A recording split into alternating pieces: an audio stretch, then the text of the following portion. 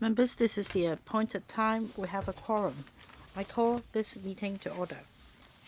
Item 1 on the agenda. Information papers issued since the last meeting. No information paper has been issued since the last meeting. Next item, schedule of meetings for the remainder of the 2025 session. In the 2025 session, the panel holds regular meetings on the third Monday of each month between 2:30 and 4:30 p.m. As for the schedule of meetings between July and October, members please refer to the schedule just tabled. Now, for the October regular meeting, we propose to advance it to the second Monday of the month. That is 13th of October, 2:30 p.m. Any views?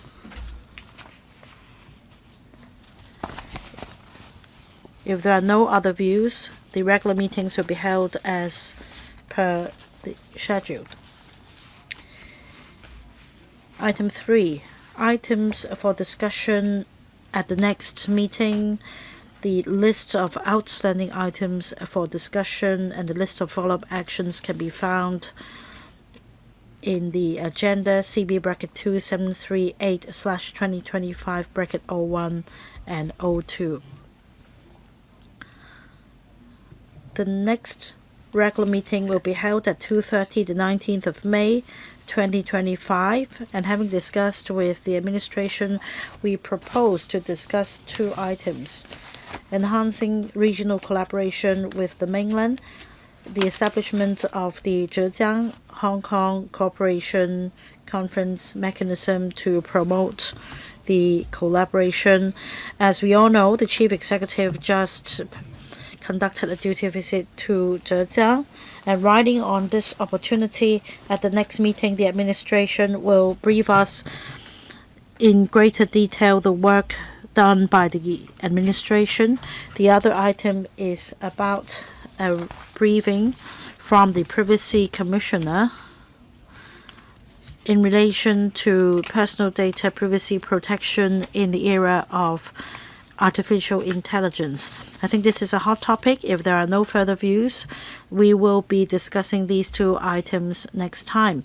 Item 4, which is a discussion item, latest developments in deepening cooperation in the Guangdong-Hong Kong-Macao Greater Bay Area, promoting closer alignment of rules and mechanisms. Papers have already been issued to members. Let me ask the staff to invite the administration to come in. Members, if you want to ask a question, please press the request to speak button now.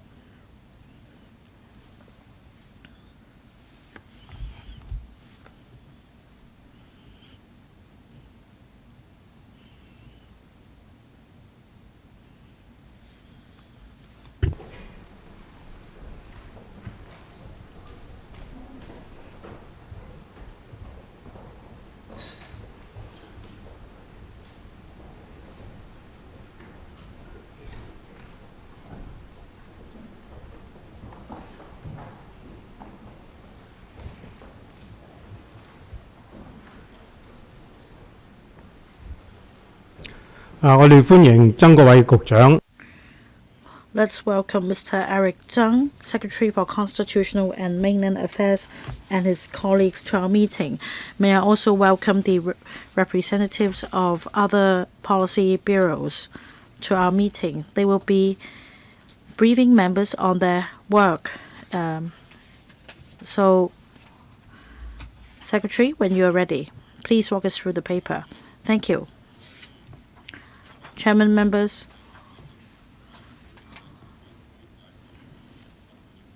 today, I'd like to brief members of the panel on constitutional affairs on deepening cooperation in the Greater Bay Area, especially in promoting closer alignment of rules and mechanisms. The development of the Greater Bay Area is a national strategy personally devised, personally planned, and personally driven by President Xi Jinping. It is also the best entry point for Hong Kong to actively integrate into the national development. It is also an important source of growth for Hong Kong to advance from stability to prosperity. As one of the core cities and core engines for regional development in the Greater Bay Area,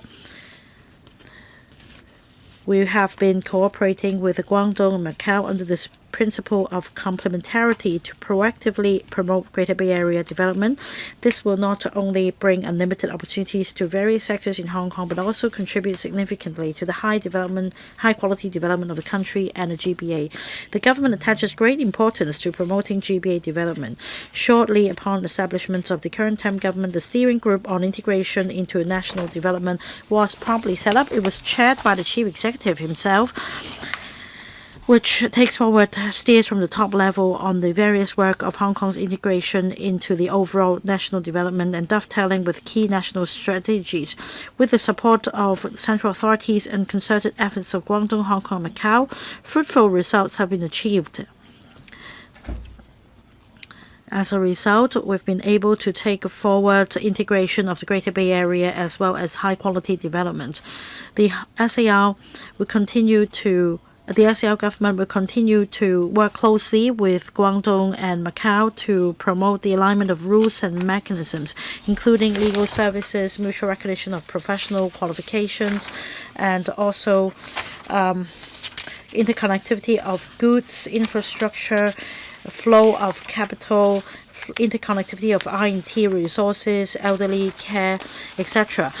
An all-out effort will be made to promote high-quality development in the Greater Bay Area. For example, the Guangdong Logistics Park of the Hong Kong International Airport is an innovative arrangement. Under this arrangement, cargoes from the mainland could be exported from Dongguan, and that the aviation security checks can be conducted at the upstream for seamless transshipment from Hong Kong on its arrival in the Hong Kong International Airport. They can leverage on the aviation network in Hong Kong without having to go through the clearance and security checks again. And the reverse also applies. This is a breakthrough in terms of enhancing interconnectivity, and this can also provide seamless transition for the transshipment of goods in the Greater Bay Area. It also further bolsters Hong Kong's status as an aviation hub, and this is also a very good demonstration, and that Hong Kong has potential to go further.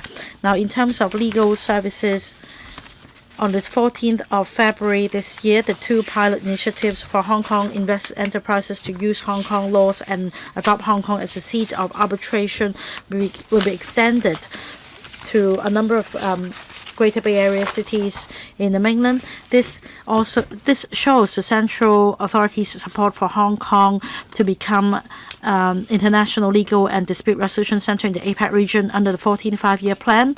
It also shows a breakthrough in aligning standards for the three places to thrive. We can make full use of the uniqueness of the Greater Bay Area to provide additional choices to Hong Kong invested enterprises and for them to leverage on the common law system. We can then promote the favorable business environment in the Greater Bay Area. The Cross-Boundary Wealth Management Connect is also a major initiative for the financial sector. Eligible investors can adopt this closed-loop arrangement. Investment products are available to these eligible investors through qualified FIs. The Cross-Boundary Wealth Management Connect 2.0 was introduced in February 2024. We've been making steady progress. And since February 2020, And more eligible Hong Kong banks have been providing cross-boundary wealth management services in partnership with the mainland banks, and over 145,000 individual investors have participated in WMC. Involving remittances totaled at 105.6 billion renminbi. It also provides new opportunities to securities firms and banks in the three places. On the cross-boundary flow of data, we've again made breakthroughs. Along with the CAC, we rolled out a facilitation measure in the end of 2023. The pilot initiative first applied to the banking sector and the healthcare sector, and with the broad support of the community, the facilitation measure was expanded to cover all sectors in November 2024. As a standing mechanism, we allow cross-boundary data flow in a safe and steady manner. This is also another proof that with alignments of rules and mechanisms in the Greater Bay Area, we can then enhance the flow of production elements to support a favorable business environment. These are just a few of the many examples of how we promote the alignment of rules and mechanisms. I would say that there is a lot more to be done in terms of integrated development in the Greater Bay Area. We will continue to enhance cooperation with Guangdong and Macau so as to achieve breakthroughs under the spirit of complementarity. This integrated development will also give us broader, greater prospects. At the same time, Hong Kong offers advantages that are unique in integrated development with the mainland, and we also make use of the Greater Bay Area as a key innovation base. Now, when new national policies are rolled out that will help deepen reforms, we can then enhance the level of opening up. It can also be applied to different places in the country. In July 2024, the resolution of the Central Committee of the CBC on further deepening reform comprehensively to advance Chinese modernization emphasized the need to enable the Greater Bay Area to better play its role as engine of high-quality development. We have one country, two systems, and three currencies in three customs territories. On this basis, we have developed the Greater Bay Area, and in order to achieve more, we need to make breakthroughs and align the rules and mechanisms in the Greater Bay Area. We must also embrace innovation so as to achieve mutual benefits, and we should also embrace changes so as to enhance the flow of important elements and the flow of data and people across the places. We will continue to strengthen liaison with the central ministries, commissions, Guangdong government, and the Macau SAR so as to seek more policy innovations and breakthroughs together and strive to pursue and implement more policy measures which will benefit Hong Kong and contribute to our country and the Greater Bay Area. I'm joined by representatives from different policy bureaus, and we'd like to tap members' views on our work in deepening cooperation in the Greater Bay Area and aligning rules and mechanisms. I'll be happy to take questions. So much from me, Chairman. Thank you. 9 members have pressed the button requesting to speak.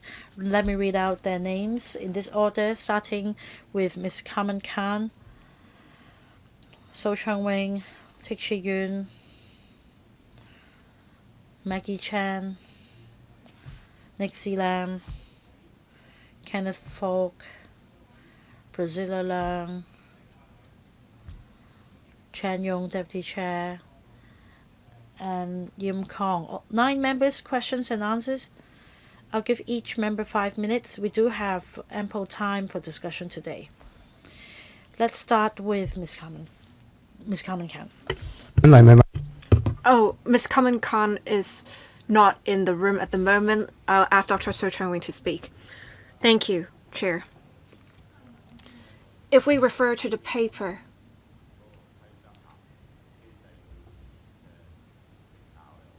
we can see the great results achieved in alignment of rules and mechanisms.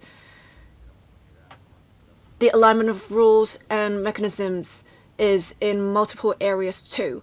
I myself am particularly paying attention to the flow of capital. The Cross-Boundary Wealth Management Connect 2.0 commenced in February last year, and we have received great feedback.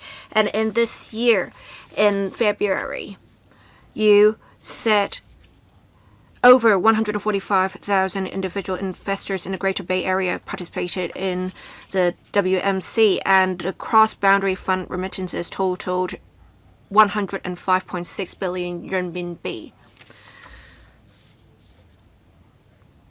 I understand there are restrictions imposed on wealth management of assets at the moment, and I understand in future the direction to be taken is to expand the scope of eligible assets under the Wealth Management Connect. If there are more products available, if there's more diversity, it should attract more investors and capital. So I want to ask if the administration has any plans to continue to expand the scope of eligible assets, because if you're imposing restrictions, it's hard to invigorate the market. I have another question about WMC 2.0. On 23rd of April, Shenzhen Bank and a central authority have held a press conference saying that upon commissioning of WMC 2.0, Shenzhen's payment amount has reached $42 billion. So that is approximately 40% of the total amount in the Greater Bay Area. And in Shenzhen, there was a six-fold increase alone. So I note in Guangzhou, Foshan, and Dongguan, they have vibrant economic landscapes as well. And we have had frequent exchanges with these places. So why is it that Shenzhen is now accounting for close to half of the amount and the others taking up the rest? Is it because there's a lack of awareness of Wealth Management Connect in these other cities? Thank you. Mr. Eric Zheng, will you be answering the question, or will you ask someone else to answer the question? I'll ask a colleague from the FSTB, Mr. Francis Ho, to answer the question. Can you turn on the microphone for Mr. Francis Ho? Thank you, member, for your support of the WMC. And as the member said, it was launched in 2024. And the secretary talked about some latest figures. I can also share with you some updates. As at end March of this year, we have seen a further increase in the number of individual investors. As at end March 2025, there are over 150,000 individual investors in the GBA participating in the WMC. And the cross-boundary fund remittances totaled 108.6 billion renminbi now. It has definitely invigorated the investor landscape in the Greater Bay Area. As for what the members said about whether we can attract more investors in other cities, as said in the paper, we will continue to closely monitor market developments with mainland authorities. WMC 2.0 commenced last year, and we are planning several directions in future developments. One, increasing diversity in products, as the member suggested. We will also enhance publicity and education, as well as the selling arrangements. We will also look into relaxing the quota and threshold. When we have more information, we'll make announcements in due course. I believe the member also asked another question, why more of the capital came from Shenzhen than other cities. I think, as the member said, it may be due to differences in awareness in different cities. And as said earlier, the secretary said that there are now 25 participating banks, and we have 14 participating securities firms now. I would probably chalk it up to interest of firms in other cities being lower, and in future we'll try to encourage more active participation of firms and banks in other cities. Thank you. Any other follow-up questions? None? Ms. Carmen Khan. Thank you. I would like to say this. On deepening cooperation in the Guangdong-Hong Kong-Macao Greater Bay Area and promoting closer alignment of rules and mechanisms, I very much appreciate the administration's efforts. Ever since I was elected, I have been paying close attention to this. In fact, this was a part of my platform, promoting closer alignment of rules and mechanisms in the GBA, and I have seen great results achieved upon the appointment of the commissioner for the development of the GBA. I have read some media reports. For example, in Guangzhou, they now have 2 batches of 72 items for alignment of rules and mechanisms, and the GBA office also promulgated 3 successful documents of 50 odd examples of successful alignment of rules and mechanisms. And I want to see if these documents or examples have helped us in harmonizing the documents and standards of the GBA.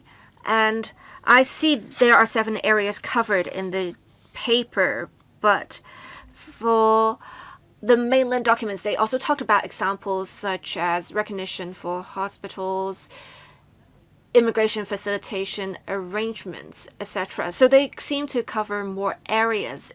Is it because they are moving further than us? So how can we make reference to these documents and better ourselves? That is my question. The People's Bank of China also had this arrangement for having 3 facilitation arrangements and 3 connectivity arrangements, enhancing connectivity of capital between the mainland and Hong Kong. This has helped, for example, property buyers remitting funds to China mainland China if necessary. But I believe there are certain restrictions imposed at the moment. These do not cover some of the flats that already had fitting out works done. So can we relax this restriction to facilitate property buyers? I also understand that the National People's Congress has made a suggestion to the central authorities, and I can see Mr. Chen Yong nodding that we can have facilitation arrangements not only for Hong Kong property buyers buying property in the mainland, but also for mainland property buyers, say talents coming to Hong Kong, being able to remit funds to Hong Kong for purchasing property. And I understand the PAC report number 82 has made some suggestions on the single e-lock scheme, and I know that this has been covered in the paper. The PAC report said the scheme has seen significant decrease in the usage. I want to ask if it is because there are some plans with the trade single window system. Has it changed the landscape in a way that it has broken the barriers, so there's really no need for the usage of single e-lock scheme?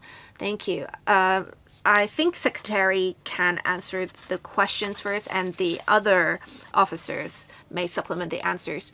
Sure. Thank you, Chair. I thank Ms. Kong-Macao for paying close attention to the development of the GBA, especially the documents issued by mainland authorities. Ms. Kong-Macao is very familiar with the situation. On enhancing participation and cooperation in the GBA, we may have different representations of the results achieved. So there may be differences in representations. The policies are actually the same. And say for the Guangdong province, they have published a document on 50 successful examples. These are just representations of achievements, essentially. These are model examples for alignment of rules and mechanisms in the GBA. We did touch on some of the measures, but I guess it's just different ways of quoting the same examples, the same policies, such as northbound travel for Hong Kong vehicles and using Hong Kong registered drugs and medical devices in Hong Kong public hospitals in the GBA. I think in this paper we have also quoted some examples, but it does not mean when we're quoting less examples, we are not doing the same thing. And there are over 100 of examples. Say the Guangdong province quoted 50 odd examples, and we have quoted, say, 20 odd examples. These are just examples. It does not say less about our efforts. Our target is to further align our rules and mechanisms and adopt an innovative mindset to achieve breakthroughs.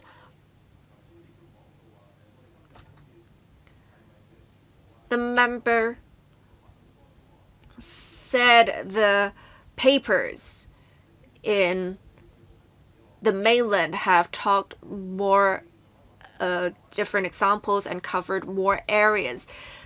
Let me say this. As I said earlier, we cover many different areas, and unfortunately, we only have colleagues from 7 bureaus here today, and we have actually selected examples that would reflect the latest developments and where we can invite officers of the specific bureaus and departments to talk about the specific measures. As I said earlier, we cover many different areas, and the areas are very wide-ranging.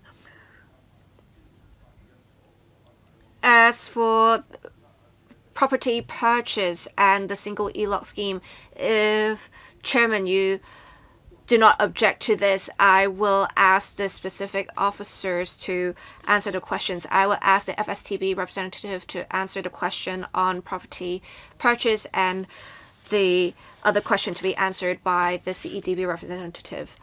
All right, Mr. Francis Ho. Ms. Kong-Macao talked about for property purchase.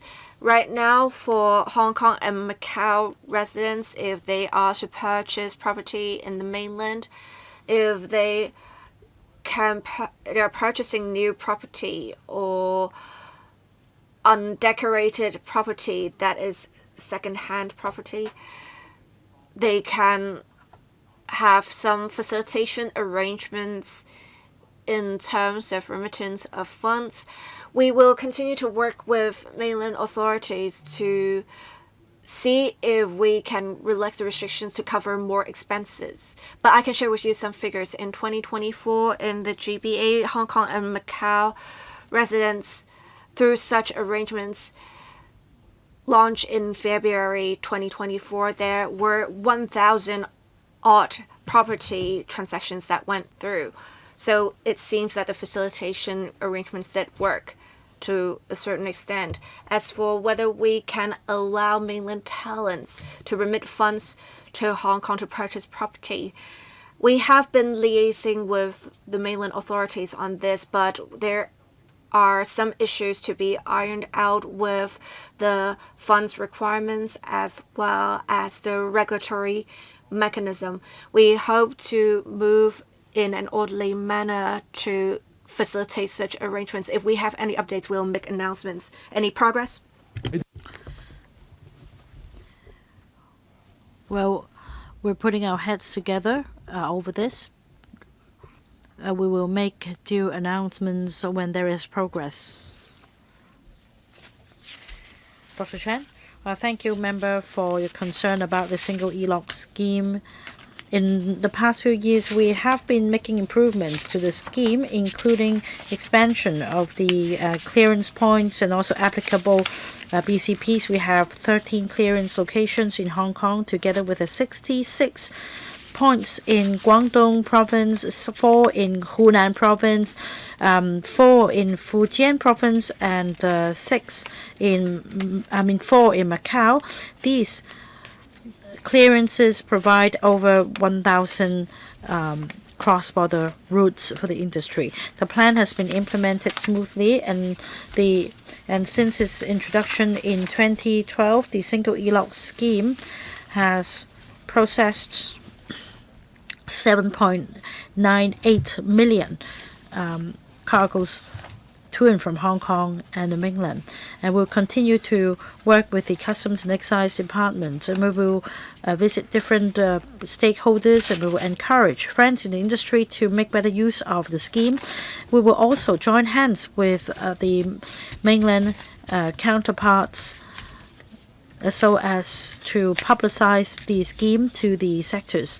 There is room for improvement. For example, the Hong Kong Customs and Excise Department revamped the design of the e-lock in the end of last year, and we also conducted a system upgrade to better dovetail with the national standards so as to further expand the network of clearance points in the mainland.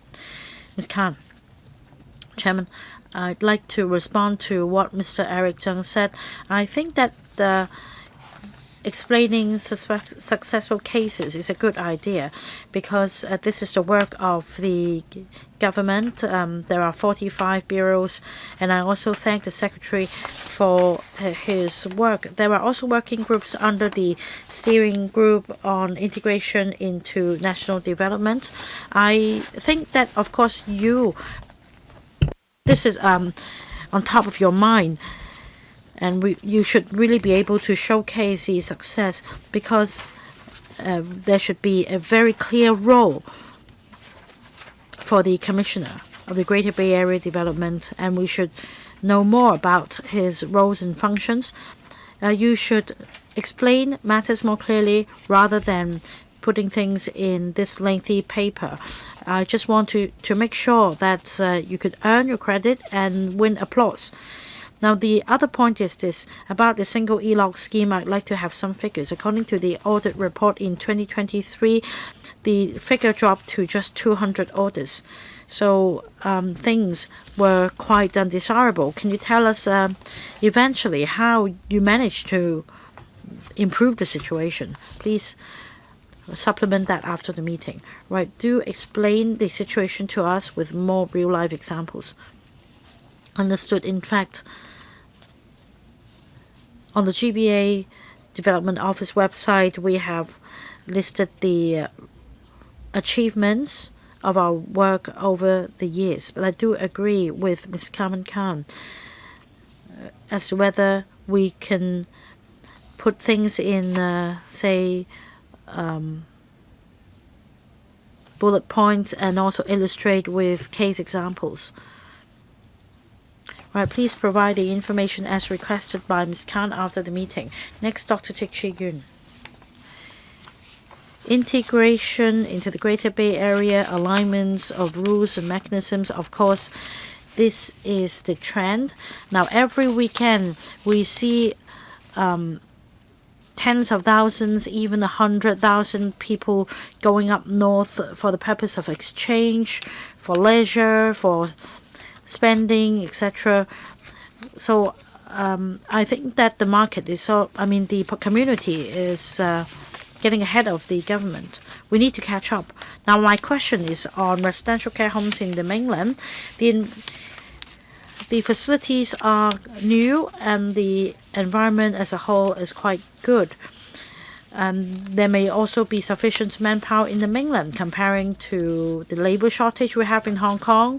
So I think we should allow our elderly people more choices to opt for better services. Well, of course, services in Hong Kong are quickly catching up, but I want to emphasize one point: service quality. When it comes to residential care homes for the elderly residents stay there year-round, and they require care on a long-term basis.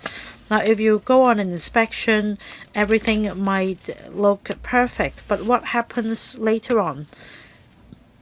We have a very good oversight mechanism in Hong Kong to ensure service quality in the homes. What about the mainland? When we encourage elderly residents to spend time in an elderly home in the mainland, is there any quality assurance to make sure that the service quality will be of standard all the time? Now, this is a question on the mechanism. Hong Kong has a different set of rules than the mainland. And how do these rules dovetail with the mainland? The other point is this: which authority is responsible for supervising the elderly homes in the mainland? Supposing there is a proper regulatory system, how do we ensure that this is properly enforced? The third point is this: since our elderly residents will be living in the mainland for good, is there a mechanism to handle complaints or inquiries? Is there a way for family members of elderly residents to have access to these services? I'd like to have a response from the administration, please. Secretary, would you like to take this question? Or how about Under Secretary, Mr. Ho? Right, thank you, Chairman. Thank you, Dr. Teck Chi Yun, for the questions. In fact, we answered the same questions at the panel on welfare services. We have a mechanism under which we work with the counterparts at the provincial level that is to enforce the regulatory mechanism.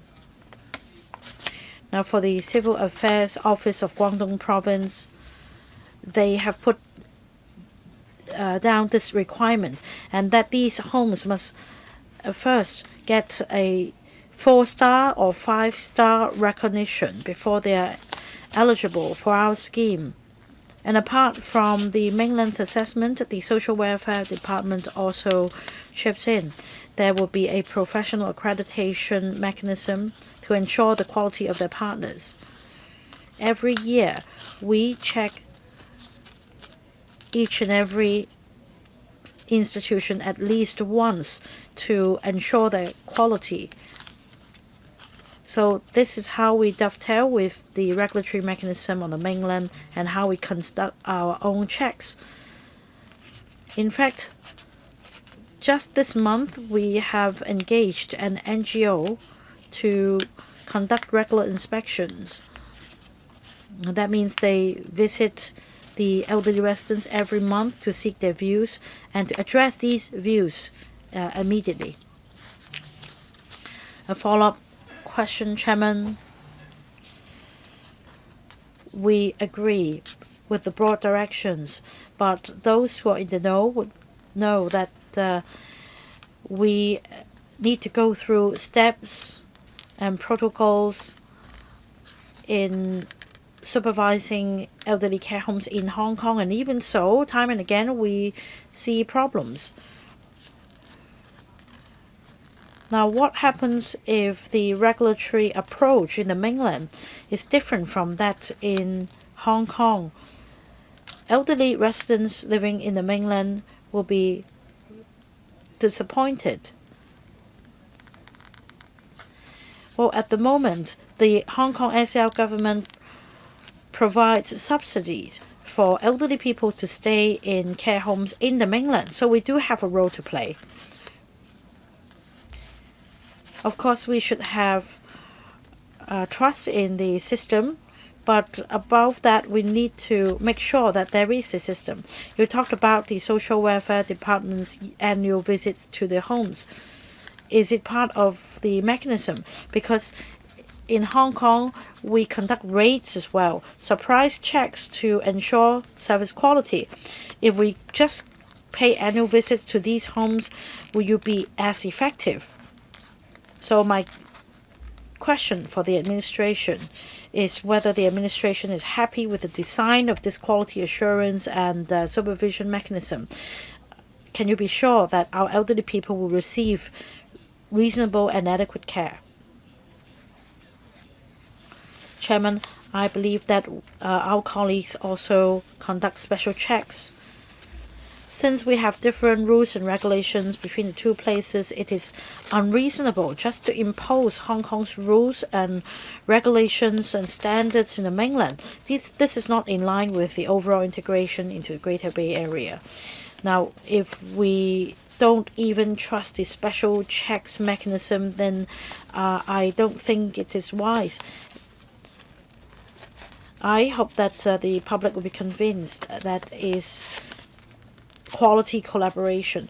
Well, can I take it that way? Because you explained that these homes must first be accredited with a 4-star or 5-star. So if, in your view, these homes could get 4 stars in the mainland, that means they must be at least on a par with the subvented homes in Hong Kong. So would this be the line that you wish to draw? Say, for example, even for a 4-star home joining your scheme, do you still require a separate assessment be conducted, or will you rely on the mainland's evaluation to provide reassurance? The other point is that, as mentioned by the Undersecretary, you have a counterpart working with you in the mainland. And in fact, for this NGO you have enlisted in Hong Kong, they will be able to assess whether the service quality provided in the homes in the mainland is on a par with that in Hong Kong. Well, Secretary mentioned yearly visits. At least surprise checks should be done once a year. Well, say if you go on a surprise check on the 1st of January and you only pay a visit once a year, then people are going to relax their efforts. So how about a little fine-tuning of your policy to enhance the effectiveness of your policy? Mr. Ho. Right, every year the provincial government will conduct this accreditation process for the homes to acquire a 4-star status. And we also have in mind at least one surprise check a year. Next, Ms. Maggie Chen. Chairman, I have a question on legal services. I understand that we have this policy of allowing Hong Kong enterprises to adopt Hong Kong laws, and I understand that there is a review on arbitration laws. I think we should step up liaison with the central authorities so that under one country, two systems, we can give play to our advantage as an international arbitration center. I don't think it's sufficient just to allow Hong Kong invested enterprises to choose Hong Kong as a seat of arbitration. It is an opportune time to maintain close liaison with the mainland. So that's my suggestion. The other question is this. Is there any liaison communication with any mainland unit regarding arbitration law reviews? The other point is this. It is important to have data in order to promote alignment of rules and mechanisms. Now, we are able to contribute to the country's development because we are good at dealing with foreign-related laws. So in terms of law tech, AI is a trend. In the mainland, there is a plan to build an international law data storage center on the cloud. And in Hong Kong, we have data centers. Is it possible for this facility to be built in Hong Kong? Now, when it comes to law tech, it covers different areas, including data. And I'm talking about data relating not only to Hong Kong overseas, but also Belt and Road countries, and also foreign-related laws in the mainland, etc. The third point is about the green channel for lawyers. According to the sector, if they receive mainland clients in Hong Kong requiring legal advice, it is difficult for the fees gained to be remitted to Hong Kong. Is there a green channel available for lawyers' fees to be remitted to Hong Kong? Because otherwise, it will be a major pain point in terms of this payment system. The last point is about cross-boundary elderly care. Paragraphs 27, 28 of the paper refer to 1,000 quotas across different 6 mainland cities, and nearly 400 Hong Kong elderly persons have joined the scheme, GDRCS scheme. While this is a low utilization or participation rate, has the administration looked into the reason? What about the distribution of homes across different provinces? Well, for this GDRCS and also the upcoming pilot scheme providing $5,000 to eligible elderly CSSA recipients, we're talking about the old and frail. But we need to do more to help elderly residents live in the Greater Bay Area and receive health care there. I've received a lot of inquiries.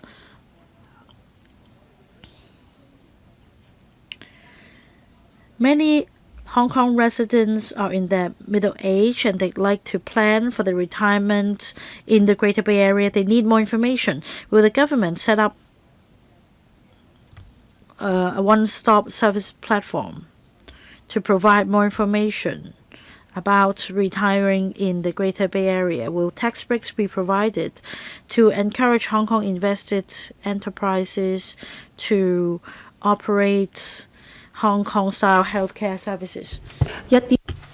Thirdly, would you consider discussing with mainland authorities to have retirement communities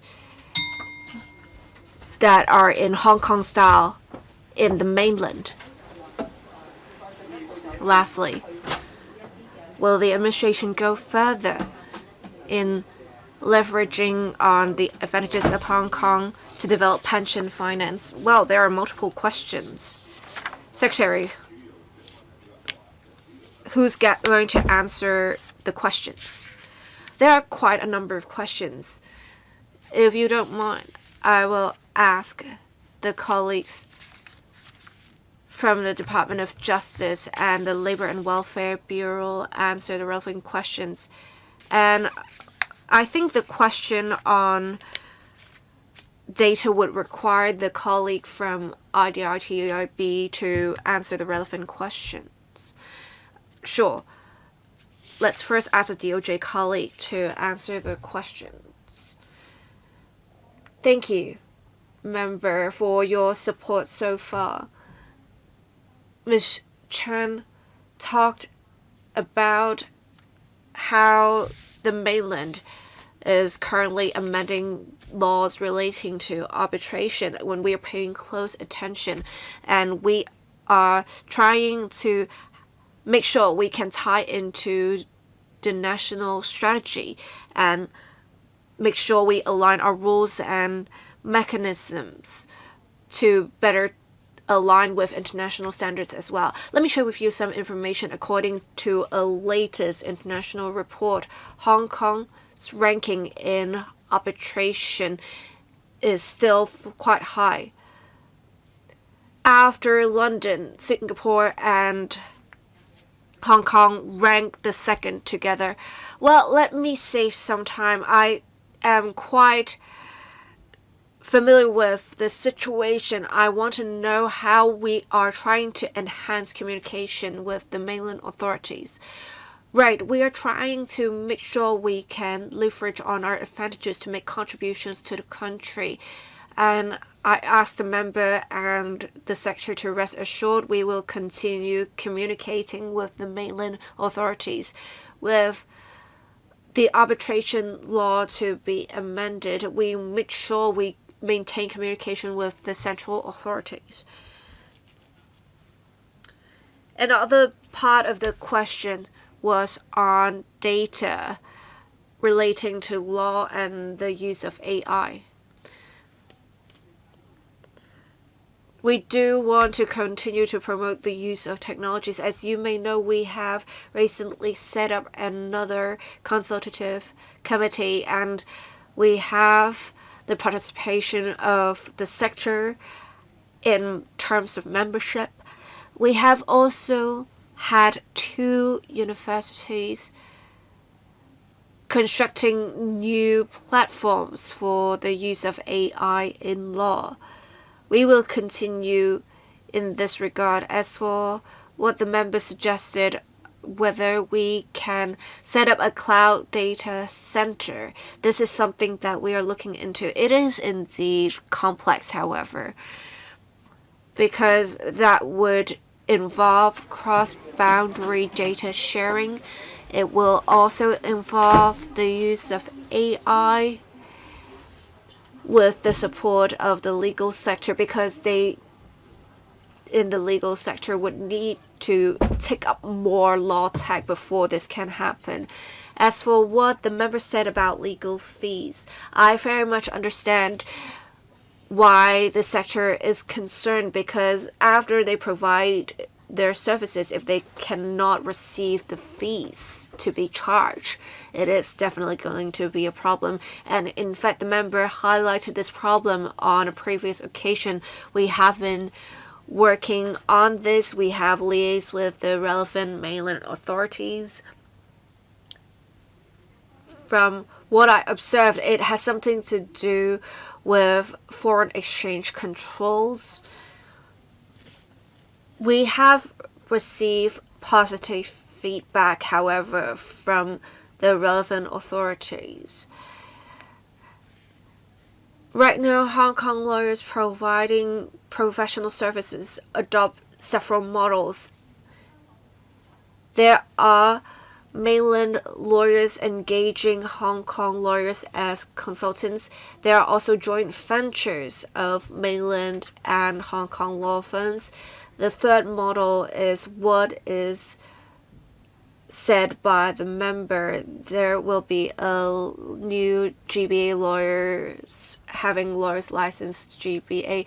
Well, there is another model that is mainland clients coming to Hong Kong specifically to obtain legal services in Hong Kong, and that is where the problem lies. Indeed, we do understand the problem lies in this model. We have been working with the Law Society and the legal sector to better identify the issue, and then we can further communicate with the mainland authorities. So I asked the member to give us some time, because this does not involve a single mainland authority.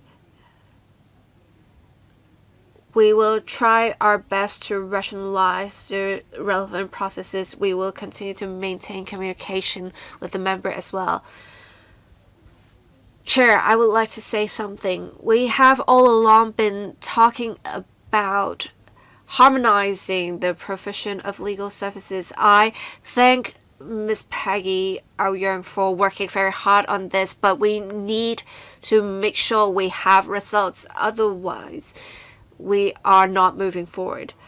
I think what Ms. Maggie Chan said hit hard.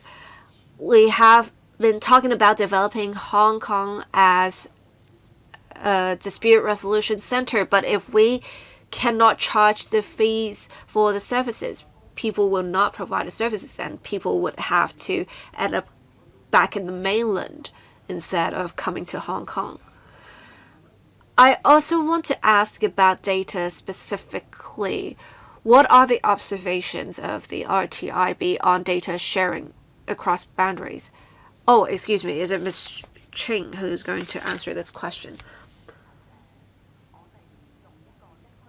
Yes, Ms. Carrie Ching. Thank you.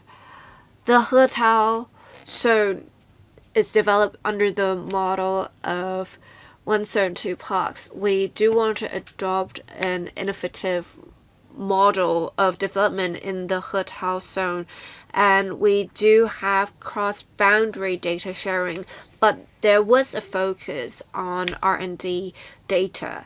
We have been liaising with mainland authorities to see how, when we share data across boundaries, comply with the regulations in the mainland,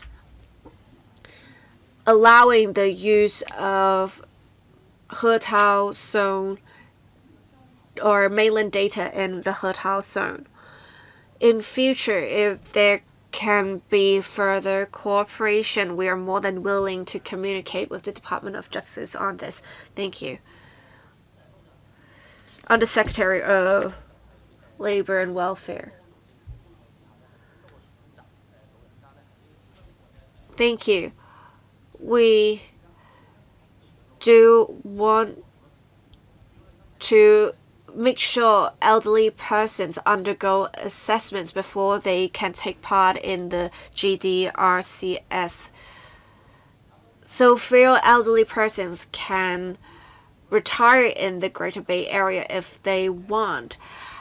With the initiative in the policy address, we now have a quota of 1,000 under the Community Care Fund for subsidies for the 1,000 elderly persons to be admitted to residential care homes for the elderly in the Greater Bay Area.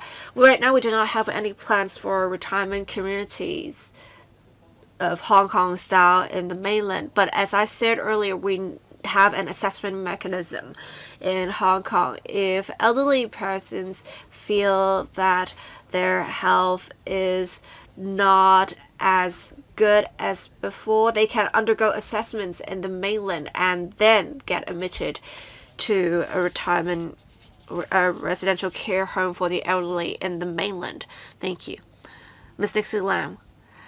In fact, many election committee members are very concerned that there is no specifics on the tariff policies, and we do see the mainland trying to develop the domestic market further. Right now, local manufacturers focus on an external market, but if local manufacturers can take part in the domestic market operations in the mainland, I believe there are ample opportunities to be taken advantage of. It will also help with risk management for local manufacturers.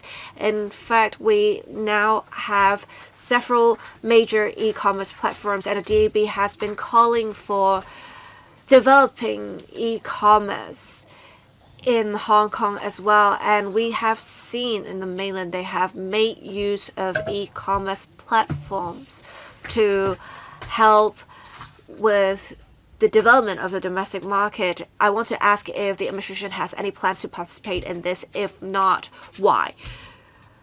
Secretary, I think Mr. Lam is trying to get more information on facilitation arrangements for local manufacturers to tap into the domestic market. If that is the case, I will ask the CEDB representative answer the questions to help how we're helping Hong Kong enterprises tap into the domestic market. Dr. Chen. Thank you, Chairman. Thank you, Ms. Lam. I very much agree with the member that against the backdrop of a tariff war, we need to embrace challenges while seeking opportunities. And we need to be proactive in dovetailing with the country's market. We need to ride on a strong domestic demand. And like the member said, we need to promote our products to the mainland market. And in that sense, we will continue to provide the necessary support to Hong Kong enterprises in tapping the mainland market. For example, through the BUD Fund, we provide support for tapping mainland market. And like Ms. Nixie Lam said, we also emphasize the use of e-commerce platforms. That is why since last year we have introduced an e-commerce project, and we also have the Hong Kong Shopping Festival. In this year's budget, the government has also proposed some new products such as an e-commerce express line and also a business mentorship scheme under the Trade and Industry Department. Mentors will be appointed to help SMEs to tap the mainland market through developing e-commerce. I note Ms. Lam's comment. As I understand, the Ministry of Commerce has rolled out targeted measures to boost market access and provide tax breaks for the industry. You mentioned the e-commerce platforms such as Pinduoduo, JD. The mainland has this 100 billion renminbi support scheme. This will definitely help boost domestic consumption, and we will continue to keep closely in view the relevant policy directions and also maintain liaison with the sectors. We have some standing measures such as a one-stop GBA platform, the GBA Go, and enterprises in Hong Kong can make use of our services on the platform to tap the GBA market. They will get the information they need. And just to supplement the last point about CEPA, we continue to work with the Ministry of Commerce to further enrich the content of CEPA. In fact, the second amendment just implemented on the 1st of March this year has provided some facilitation measures. Enterprises can tap a lower threshold, for example. So in this regard, we continue to work with the Ministry of Commerce and also Chambers of Commerce so as to help enterprises tap the mainland market through CEPA. Ms. Lam, well, just to say a few words, I know that the government has been doing a lot, and with the U.S. President Trump being elected, the U.S. has mounted a indiscriminate tariff war against everybody. So you need to invite the enterprises in Hong Kong to discuss solutions together. You mentioned the different initiatives, the promotion of e-commerce. All of these are all right. You don't need to give a litany of your work, but you need to be focused.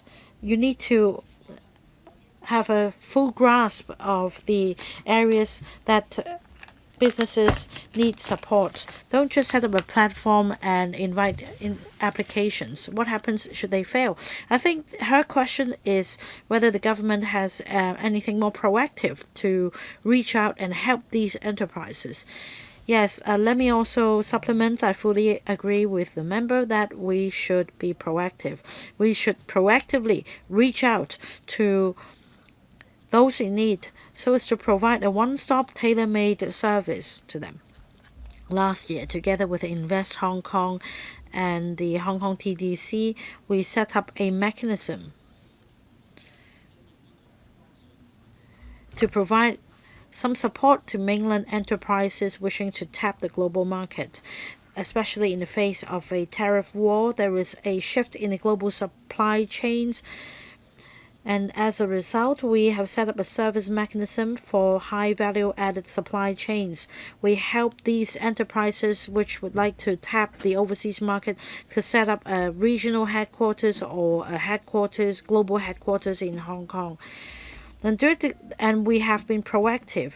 If need be, we introduce our services to enterprises in the PRD region or the Yangtze River Delta. And as I said earlier, we'd like to provide these enterprises with tailor-made services so as to help them tap the global market and promote economic development in Hong Kong. Then can you tell us what achievements you have made? We have received inquiries from different mainland enterprises from different provinces and cities, and they went through Hong Kong's mechanism to go global. So that's some sort of achievement. And about this e-commerce platform, as explained, we mount publicity through different channels. For example, we have this Hong Kong brand shopping festival to promote our products. And we also have some new elements. We have some warm-up programs.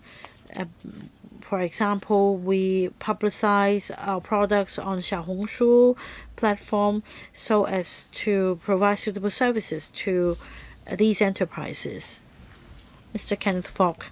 Thank you, Chairman. We all understand how important it is to deepen cooperation in the Greater Bay Area.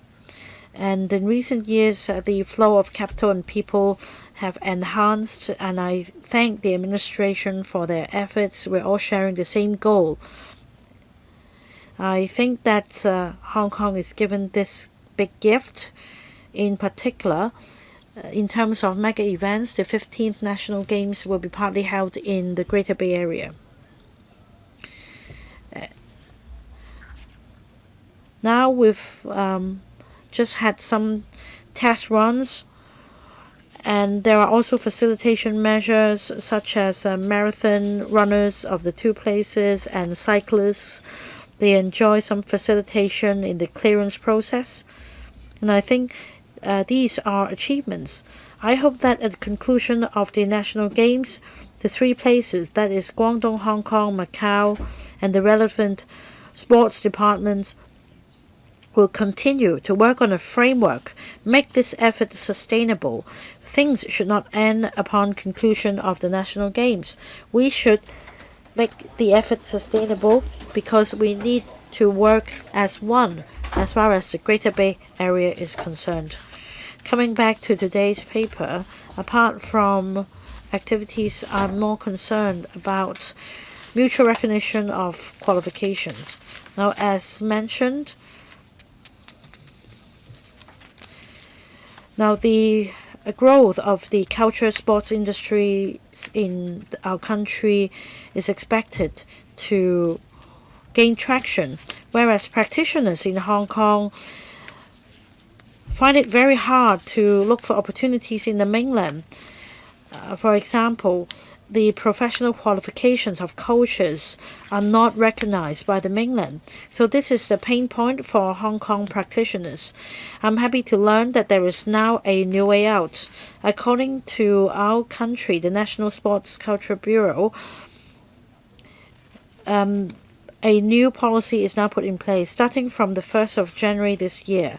If athletes in Hong Kong have achieved certain awards and results and gained they can be given certain professional titles by our country, such as first or second, third class of athletes. So there will be a mutual recognition mechanism.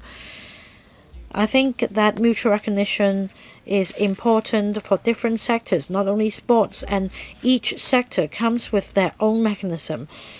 I hope that the government can do more in liaising with the mainland counterpart so that more practitioners in Hong Kong can have their qualifications recognized in the mainland. My last point is this.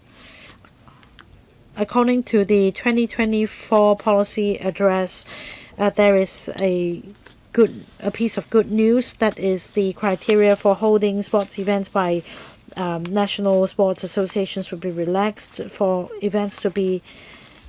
for sports facilities to be rented in the Greater Bay Area. Now, we do not have any representatives from the CSTB here today. I understand that the sports events in Harbin will be held, and I think that we should put our heads together, because the pain point facing us is a shortage of venues, whereas in Shenzhen there are lots of arts and cultural and sports venues available. So perhaps a list should be made available so that national sports associations and other operators can rent and hire these facilities to hold events in the Greater Bay Area as one major aspect of integration. Secretary, about mutual recognition of professional qualifications. This is something close to Mr. Fox's heart, so I will give the floor to my colleague from the CDB to give you an update. Mr. Fogg also refers to enhancing connectivity and mutual access of the sports facilities and venues in the Greater Bay Area. We don't have a representative from the Bureau, but I will relay your views to the CSTB. Dr. Chan. Thank you, Chairman. Thank you, Member, for the questions about mutual recognition of qualifications under CEPA framework. We do have a mechanism for mutual recognition of qualifications in different professional fields. We also invite the policy bureaus to talk to the relevant mainland counterparts. So I will relay Mr. Fox's view to the relevant bureaus. In the new round of discussion under the CEPA framework, we do hope to achieve further breakthroughs. Right, if there is any update, please tell us in writing. Any other questions? Next, Professor Priscilla Leung. Thank you, Chairman. President Donald Trump has imposed high tariffs around the world. Hong Kong is a free economy that adopts a low-tax regime under one country, two systems. And we are not only the gem of our country, but of the whole world.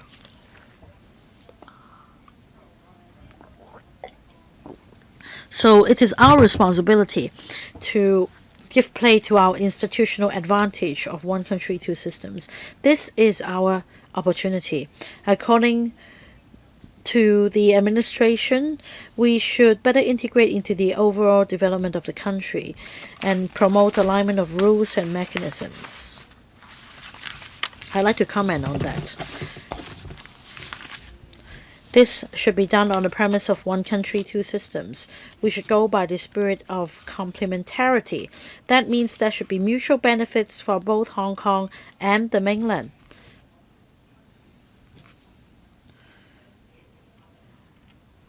Well, the legal profession has been promoting deeper cooperation for a decade. In fact, I have been a major participant for a decade. Now, we need to make sure that there is complementarity. You're not just trying to replace the other system. You're not requiring the legal professionals on the other side to read the laws of Hong Kong. We should allow for differences and achieve commonalities. Now, when it comes to the laws, as I mentioned at the 2 sessions. In fact, I've already mentioned it at this meeting as well. First and foremost, we should create a win-win. In terms of corporate restructuring, we should give play to our advantages. This is the advantage of the common law system. Singapore has been catching up. In London, in New York, corporate restructuring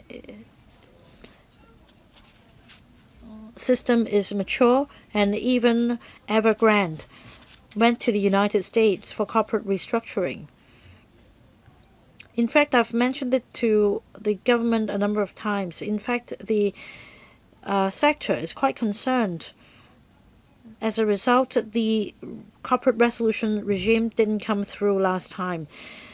In fact, we need legislative amendment so that when a company goes bankrupt, there will be more time for white knights to save that company. Because at the moment, a short time frame is put in place before the administrator takes over in a bankruptcy, or the official receiver takes over in a bankruptcy situation. In Singapore and the United States, things are different. There's a Chapter 21 in the US that allows a long period of time for the white knight to intervene. So the secretaries should put their heads together. There is a clear consensus. I'd like to use my time to say this once again. This is a very targeted measure. This should be introduced in the Greater Bay Area as well, because the major law firms would like to work with us so as to capture the major corporations, and that the legal profession and other professions can also create a big pie. So a very specific question on alignment.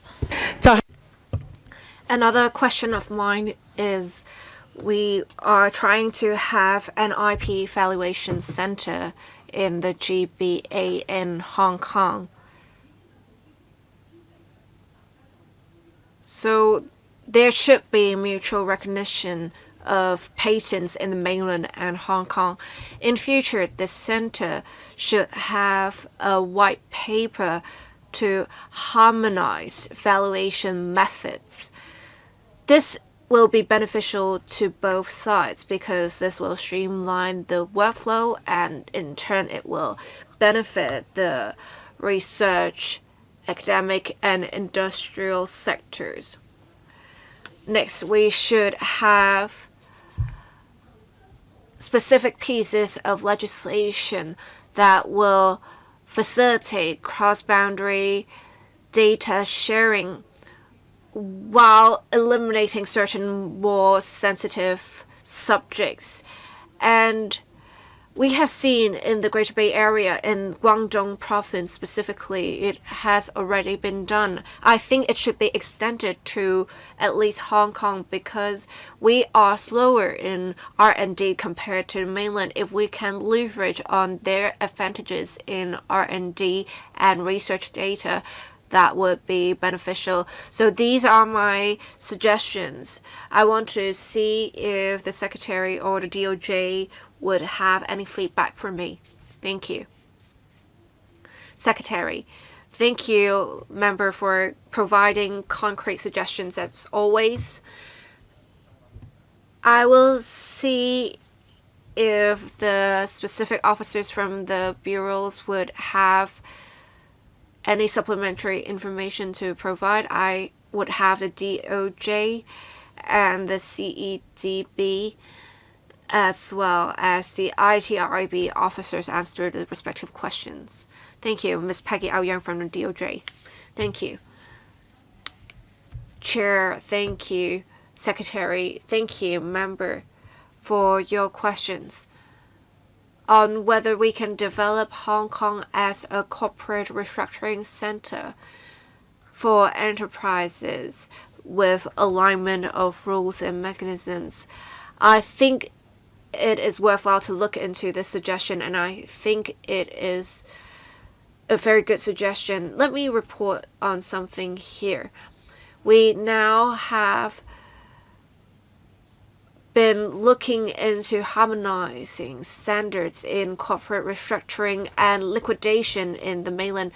In Hong Kong, it's called liquidation. In the mainland, it's called going bankrupt, and essentially it would be under the same umbrella. Right now, in the Greater Bay Area, there is a pilot testing point in Shenzhen. They are also testing out the relevant arrangements in Xiamen and Shanghai.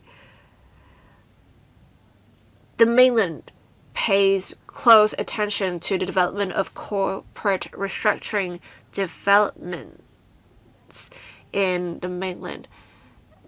Right now, they are trying to exercise prudence. However, because it is quite sensitive to practice corporate restructuring, and there are still some differences that should be maintained between the mainland and Hong Kong. There are, however, still some pilot arrangements to test out the waters.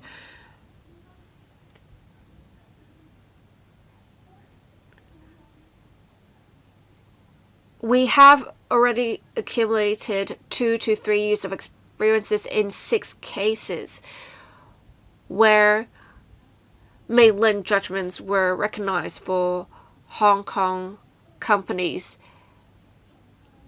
And in the 3 places, the mainland courts have respectively a case in each of the places. So it may not be a lot of cases, but as I said earlier, it is just a pilot arrangement. Actually, today the High Court just published a judgment that recognized a Shanghai judgment. It demonstrates that mainland companies have selected Hong Kong as a corporate restructuring center with this. We will maintain liaison with the relevant sectors to see if we can enhance the relevant arrangements to create more favorable conditions for more enterprises to practice such arrangements in future. As for what the members suggested about lengthening the period for liquidation for white knights to intervene, this is under the purview of the FSTB. If the Secretary agrees, we can relay the proposal to the FSTB for consideration. Dr. Bernard Chen. Thank you. I would like to thank Professor Priscilla Leung for your suggestions. In fact, we have many different advantages such as 0 tariffs, and many enterprises value Hong Kong even more against this backdrop to manage risks of dealing with the U.S. And for patents, Hong Kong and the mainland are different jurisdictions for patents. With registration or management of patents, we have different IP laws as well as regulatory frameworks. So there is no mutual recognition in any way, but we can harmonize our standards. And starting from 2023, we have seen Hong Kong registered patents getting a green channel in the mainland when patent owners register their patents in the mainland. So that is definitely an improvement. We have done much in trying to develop the sector even further. For example, to have a training center or have more platforms in which Hong Kong can participate. We have been working in these, and we have received support from the CNIPA as well as the WIPO. We will have a training TISC, the Technology and Innovation Support Center, and this will be supported by the Productivity Council in Hong Kong. And this center will particularly help with the harmonization of rules and mechanisms. In fact, there is knowledge in patents and IP that are currently shared through the TISCs in the mainland. If we can have a TISC in Hong Kong, it will definitely help with the spread of knowledge in Hong Kong. It will also help nurture IP talents in Hong Kong. And as you may know, since 2019, we have been granting standard patents by original patent. And by 2030, we will have our own assessment framework. And we will need the relevant examiners to be trained in the TISC in Hong Kong. I would say this to respond to Professor Priscilla Leung's question. We are currently working hard in this area. Thank you. Mr. Daniel Cheng. Thank you. We have seen great potential derived from the deepening of cooperation in innovation and technology, such as with the development of data centers. And since June 2023, we have been working with the Cyberspace Administration of China. We have signed an MOU to promote cross-boundary data sharing. And in December of the same year, we have published a standard contract for data flow between the mainland and Hong Kong in the GBA. Let me also say this, as at the end of 2023, it has had early and pilot implementation in certain sectors, which is why in November of last year, the facilitation arrangements have been extended to all sectors. The arrangements have also been regularized. The RTIB will continue to follow through with the MOU to promote cross-boundary data flow within a GBA. Any follow-up? Yes, I have some suggestions for the DOJ. I think they can refer to the practices in Singapore, Shanghai, and Shenzhen. Within a short period of time, they have set up an out-of-court mediation mechanism. So for enterprises that have applied for liquidation, a platform is set up for mediation between different parties that would include white knights. I think with the commissioning of the IOM Center in Hong Kong, I think we can do more in this regard. I think the DOJ can consider this suggestion. Mr. Chen Yong, the Deputy Chairman. Thank you. We have representatives from different bureaus today. It shows how wide-ranging the measures would cover the issues. And as said, the development of the GBA is a strategy personally driven by President Xi. I think it shows how important the initiative is. And with complex geopolitics, we need to make sure we can better leverage on our advantages to mitigate the relevant risks. And I have seen in the paper it covers many different issues that are related to livelihood, elderly care, construction, etc. I would like to say this for the closer alignment of rules and mechanisms specifically for legal services, say allowing Hong Kong invested enterprises to adopt Hong Kong law.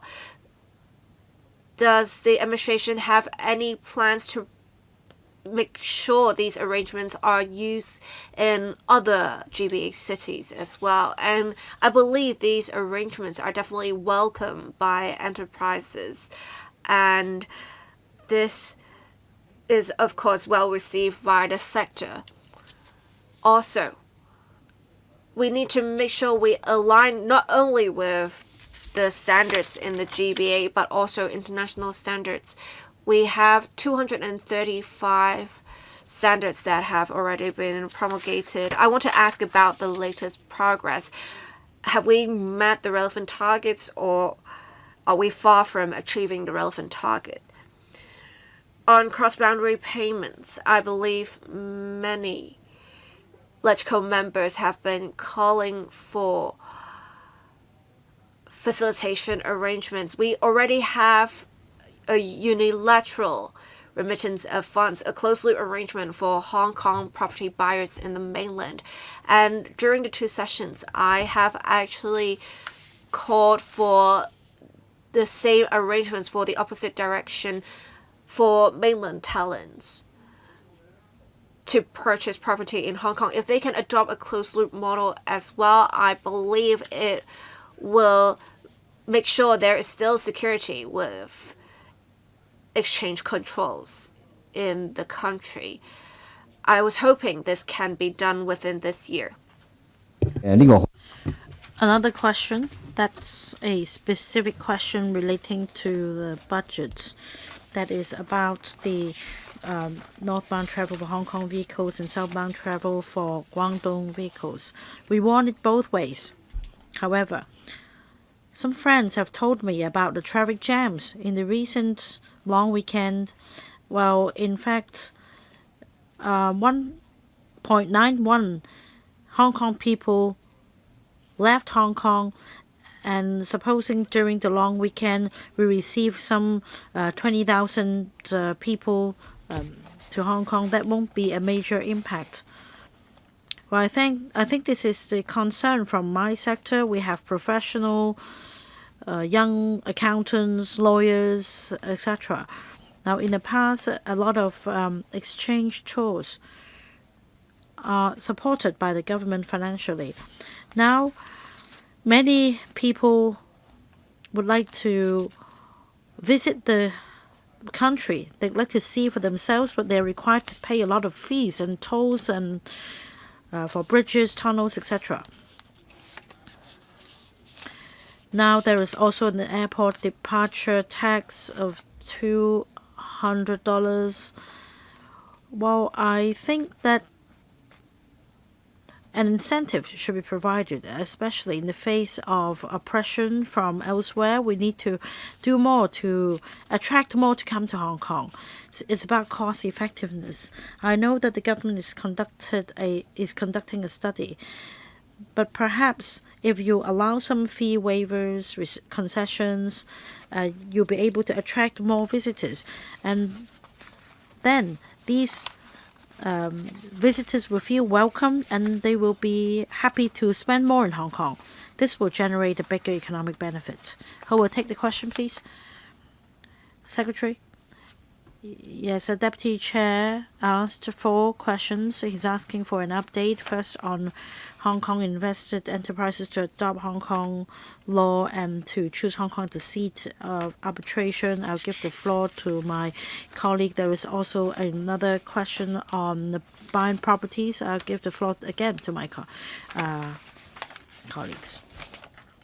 Another question, northbound travel for Hong Kong vehicles and southbound travel for Guangdong vehicles and the charging of fees. My colleagues will take these questions. Ms. Ouyang.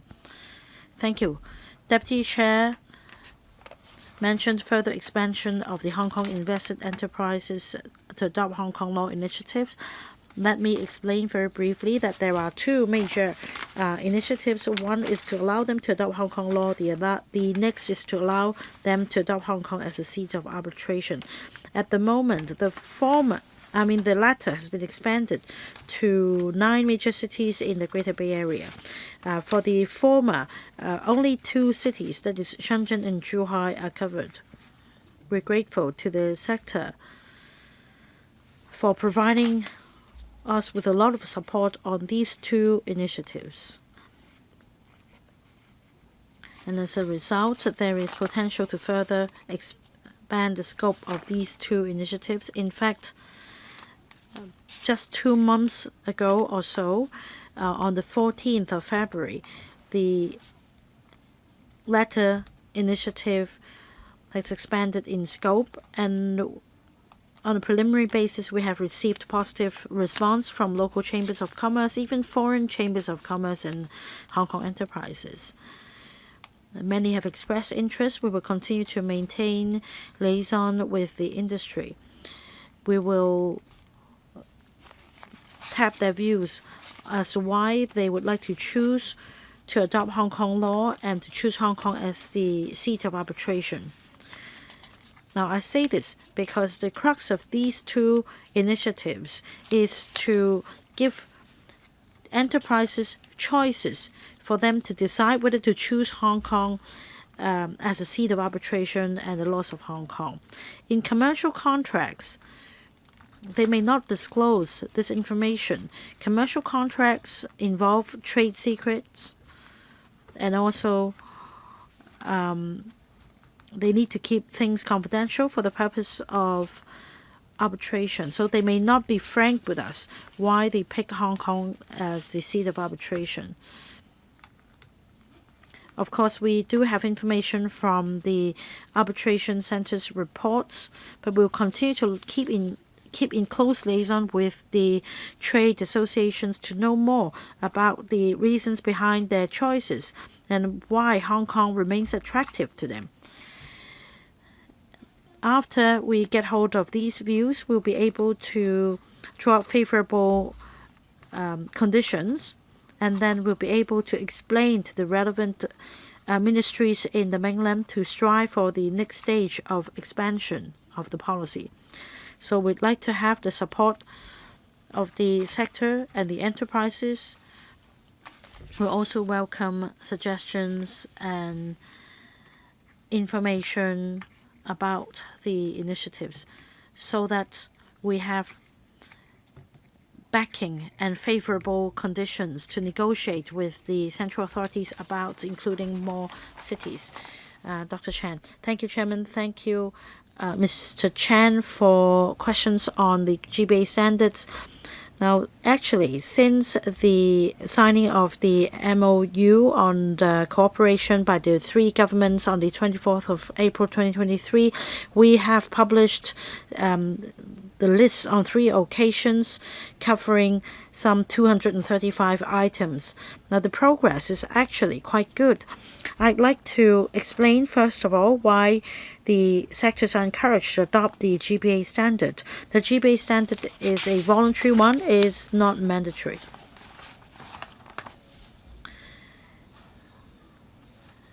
The vetting parties include the market supervision of Guangdong Province, and that's the Guangdong Provincial Market Supervision Administration Bureau, as well as a standardization committee. In vetting GBA standards applications, they first consider whether the application is in line with the requirements and rules in the mainland, Hong Kong, and Macau. So that means if they're able to meet the standards of 3 places, there is some sort of quality assurance. Now, if a service or product is in compliance with the GBA standards, it is still required to meet other mainland standards, such as food safety. The food product will need to go through the clearance, to comply with the clearance requirements and food inspection, etc. In the long run, we hope that the GBA standards will form the basis on which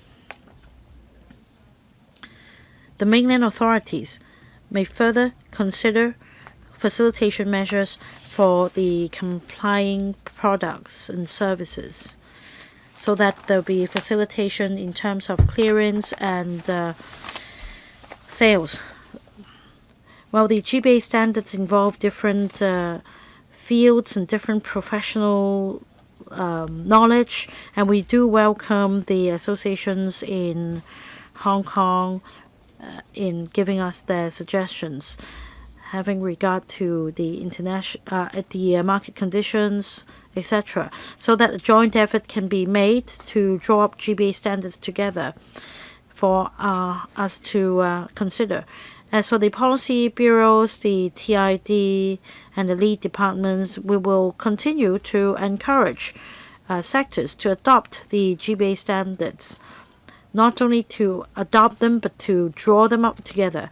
For example, the CDB is in charge of promoting silver economy, and recently, in fact, we worked with some non-profit making organizations, social welfare organizations, and manufacturers. Now, regarding soft meal for elderly,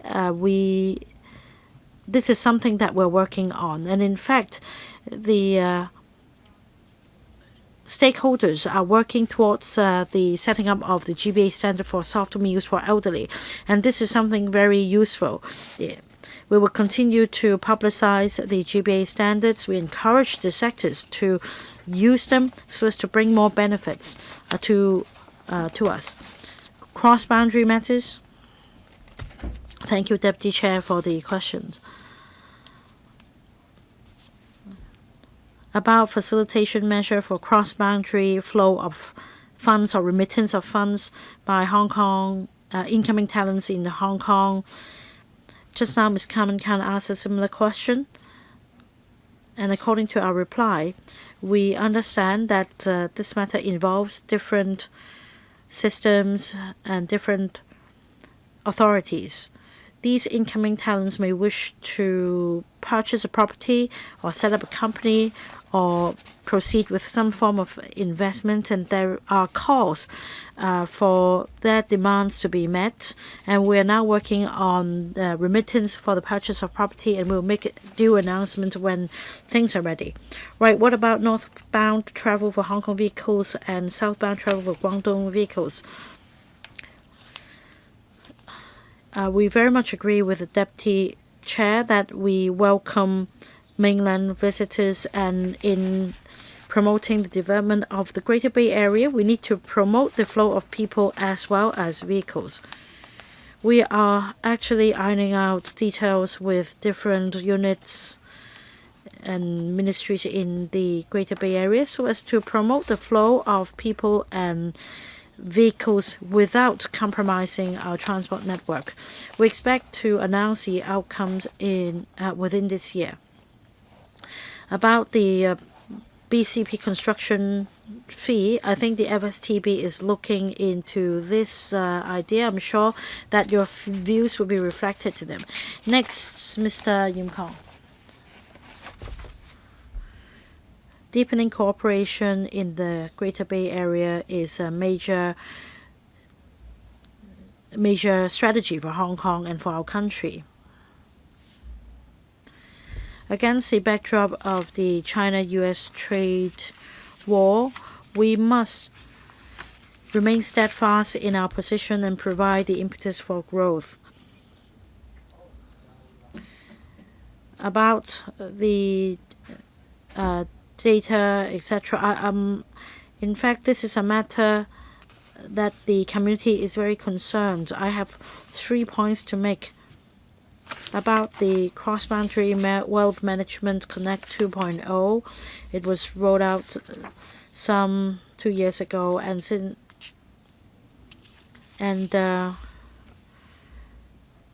according to the sector, there is still an imbalance between the two places. According to the data in March, Northbound flow only accounted for 0.43%. The majority of investment is southbound, and also there is a skewed investment portfolio. According to the administration, there will be close communication with the mainland regulators. They will also review the implementation of WMC 2.0. Is there a timetable to expand the WMC 2.0 so that for high potential investors you can allow a higher ceiling, and there will also be different tiers of risks? And how do you promote a greater diversity of investment products under WMC? Next, on the single ELOC scheme, it is an important scheme in logistics. It has helped integration in terms of logistics in the GBA, but the problem is for southbound logistics, we need to enhance the relevant arrangements. The Secretary said earlier we have 1,000 routes available at the moment, but most of them are actually in the Guangdong province. There aren't many available in other provinces, 4 in Hunan and 6 in Fujian provinces. For the Midwestern provinces, they have a demand for transshipment services in Hong Kong. So will we expand coverage in the Midwestern provinces to attract more mainland enterprises to do transshipment in Hong Kong? We have advanced technologies in regulation of logistics in Hong Kong. Apart from the HKIA Dongguan Logistics Park, would the Civil Aviation Department and the Civil Aviation Administration of China look into having green channels for land transshipment? Land transshipment is actually more flexible, and it is a more efficient option for some clients. So I want to ask if the administration has any plans in this regard. Third, many members asked about allowing Hong Kong invested enterprises to adopt Hong Kong law and allowing Hong Kong invested enterprises to choose Hong Kong as the seat of arbitration. And these arrangements were tested out before, and they were very much welcomed by enterprises in the mainland. So I want to ask if the administration has some figures, such as the number of cases that ended up with the decision adopting Hong Kong law and having Hong Kong chosen as the seat of arbitration. And have we seen any difficulties faced? And if we have identified issues that are caused by the legislation in Hong Kong, will the Hong Kong administration amend the relevant legislation? We have seen with the commissioning of GBA legal professional examination, we have over 1,000 people taking the examination, and we have now 500 odd people who have obtained the relevant qualification. It's just 30% of the people who took the examination. Is it because the examination is too strict with such a low, that results in such a low passing rate? Is there room for relaxing the relevant requirements in the examination? Thank you. Well, I did assign a relatively long time limit, and the administration took much time to respond in detail. I think we will not be able to complete our meeting by 4:30, so I extend the meeting by 15 minutes. Secretary. Mr. Yim Kong asked multiple questions, more than 3 actually. I will ask the relevant officers answer the respective questions.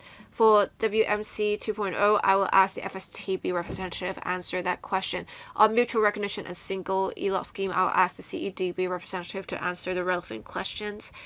On allowing Hong Kong invested enterprises to adopt Hong Kong law and choosing Hong Kong as a seat of arbitration, I will ask the DOJ colleague to answer that question. On land transshipment arrangements, I will ask the TLB colleague answer the relevant question. I'll first ask the FSTB colleague to answer the relevant questions. Mr. Francis Ho. I would like to thank Mr. Yim for asking a question on the Wealth Management Connect. The member said there is a significant difference in the consumption for northbound and southbound investors. And indeed, we have seen some differences, but there are multiple factors at play, say investment returns, the risk-bearing or risk appetite of the relevant investors, etc. We will continue to liaise with the relevant authorities in financial regulation to enhance awareness of investors in the products available on both sides, so that investors will know the different available products better. As for whether we'll conduct a review 1 year after launch of the Wealth Management Connect, we actually said this when we gave a reply to the questions of Dr. So Chang-Wing.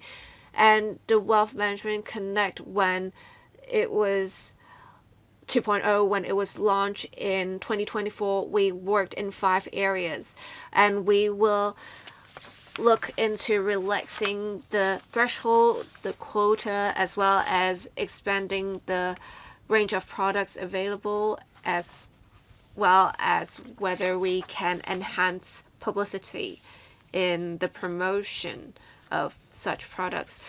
Once we have any updates, we'll report to the council and other members. Dr. Bernard Chen, please answer the question on the single ELOC scheme. I'll be brief.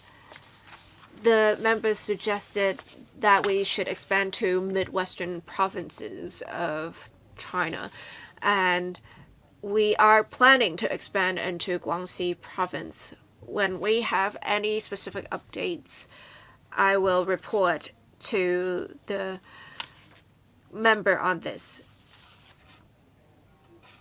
As for mutual recognition of legal qualifications, I will ask the DOJ colleague answer the relevant questions. Maybe the TLB colleague can answer the question on land transshipment first. Thank you. As I understand correctly, but please correct me if I'm wrong. Right now, the transshipment center can deal with most of the GBA's cargo, and the HKIA Dongguan Logistics Park is more than enough for land-sea transshipment. We may not be able to deal with the cargo west of the Pearl River, but we believe the Hong Kong IA Dongguan Logistics Park has much capacity that we can tap into. So we do not have any plans at the moment to set up a similar center in an other city in the GBA. Well, I would say this as reflected by the trade. They think that Dongguan is not exactly a strategic location because it would require transshipment. If we can have land transshipment in particular, it will cover more locations and it will be quite competitive, especially for cargo coming from Guangxi. And if you don't set up a center in Shanghai, I think you will lose out to the competition in Shenzhen and other cities that have airports.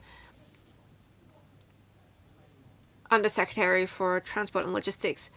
Well, we do want to rely on the Hong Kong-Macao bridge for cargo coming from west of the Pearl River and west of Guangdong. And I think this is the direction that we're taking.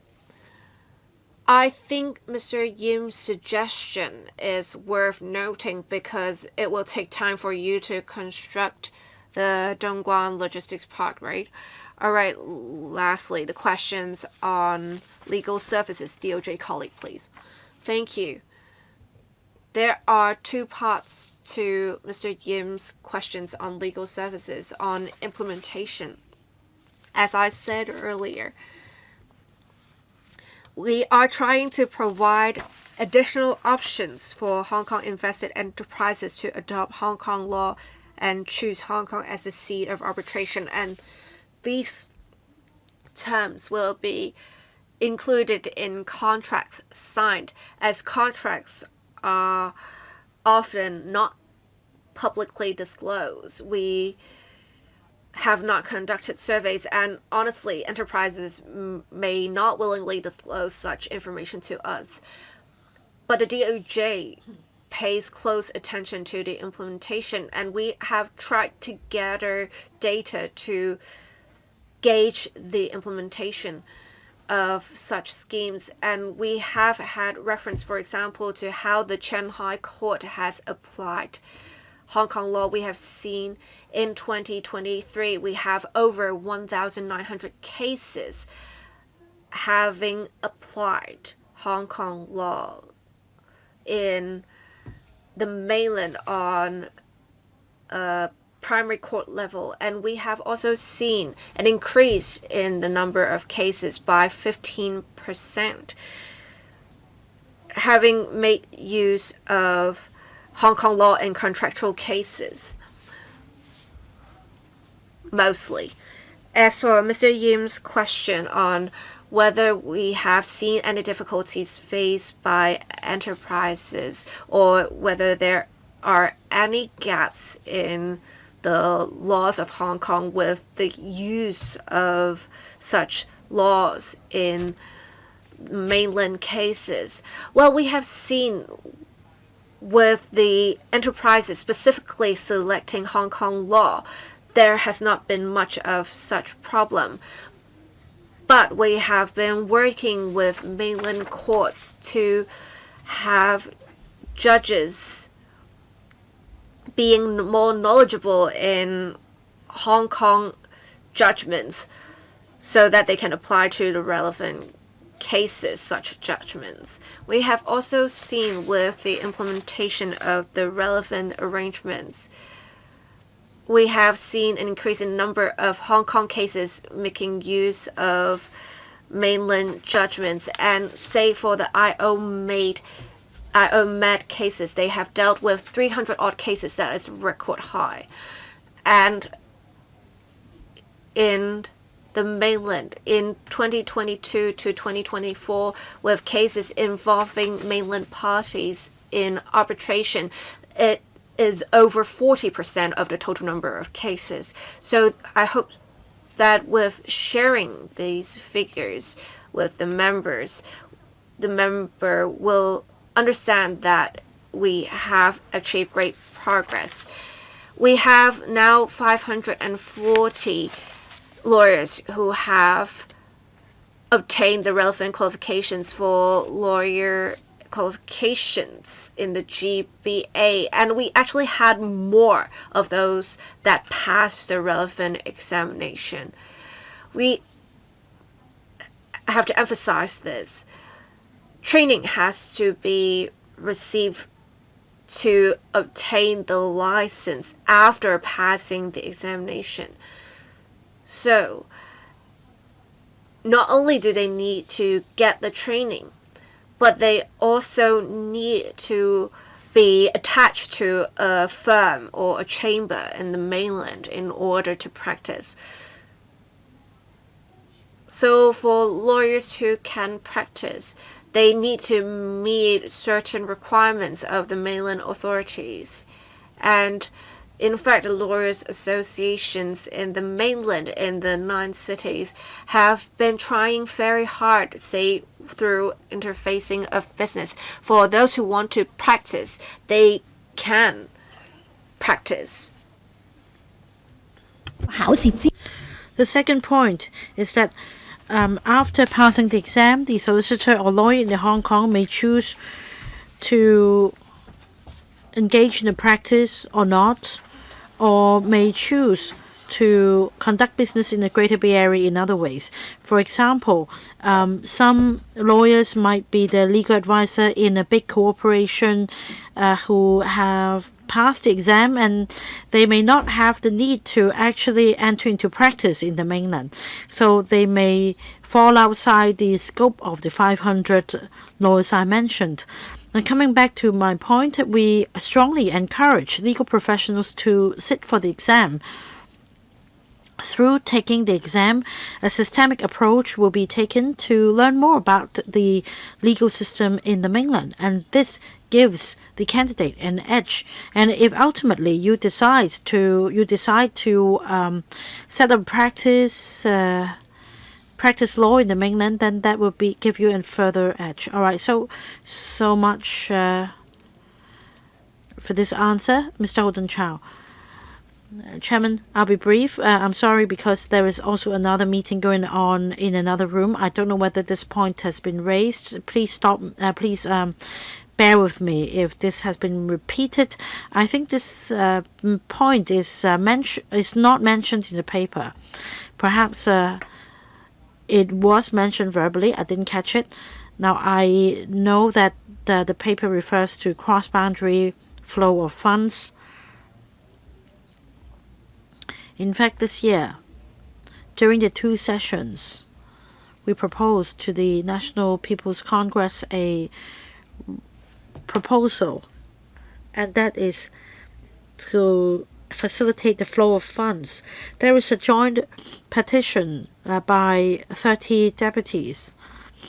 We want to strive for the central authorities' support, and that a certain amount of money may go across the boundary flexibly to Hong Kong for a particular purpose, such as the purchase of property. We are attracting talents from the mainland, and they also have housing needs.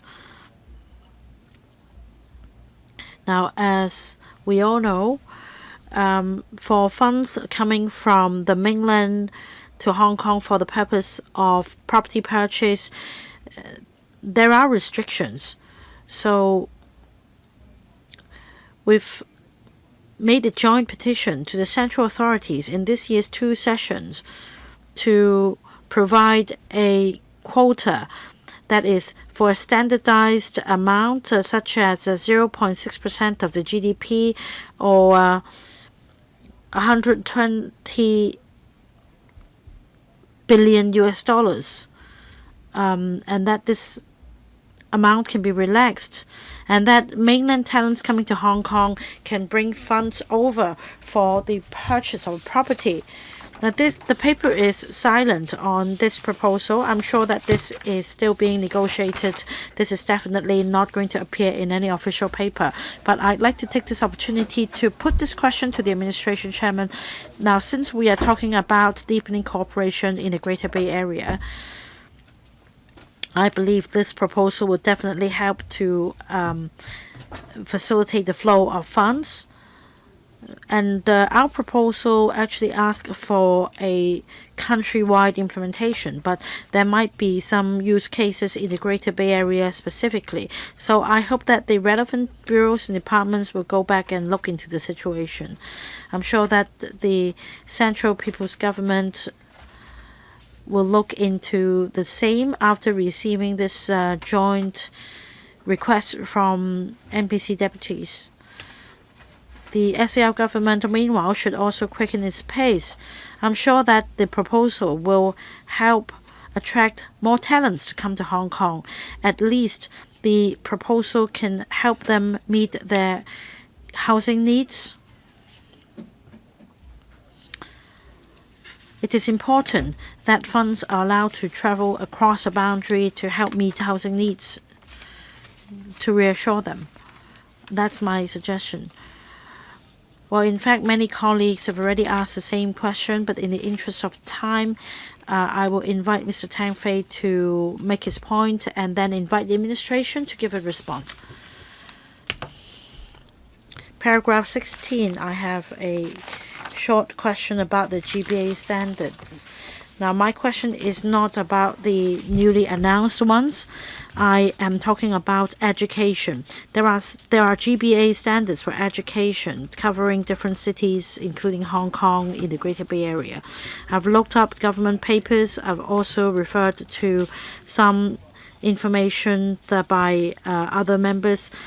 But it seems that there is ambiguity here. When it comes to education, do GBA standards refer to the teachers' qualifications or mutual recognition of the qualifications or training?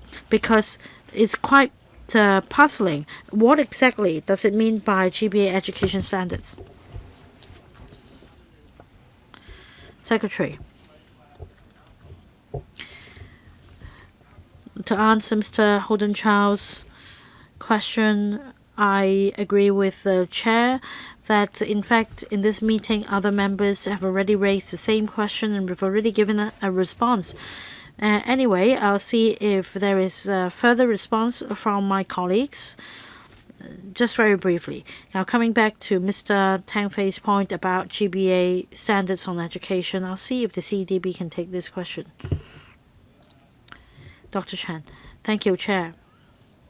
As I mentioned, GBA standards cover different disciplines and trades and different policy bureaus. And that said, I will bring this view back to the Education Bureau.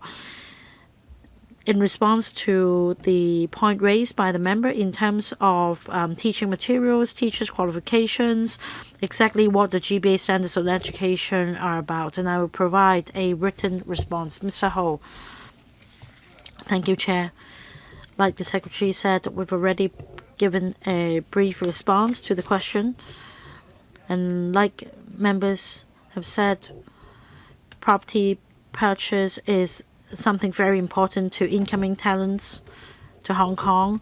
Some of these talents may wish to set up a company or make investments, and we are actively discussing with the mainland counterparts on different needs, and if need be, we will make due announcements. About property purchase, many members have put forward their views. Of course, it would be ideal that the government could deal with everything in one go. But if this issue involves something that is too wide, then perhaps instead of waiting for the ultimate outcome, the administration could announce something in the interim. If there is a green channel for Hong Kong residents to buy property in the mainland, likewise, mainland talents coming to Hong Kong for development have housing needs. It would be best if a similar green channel can be provided.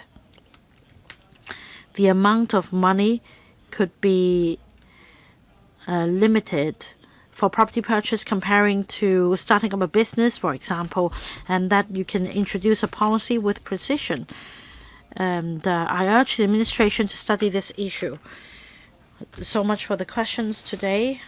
The floor is closed. I thank the Secretary and his team for the detailed answers. So that's the end of this item. Next, AOB. Nothing under AOB. Meetings adjourned. Thank you.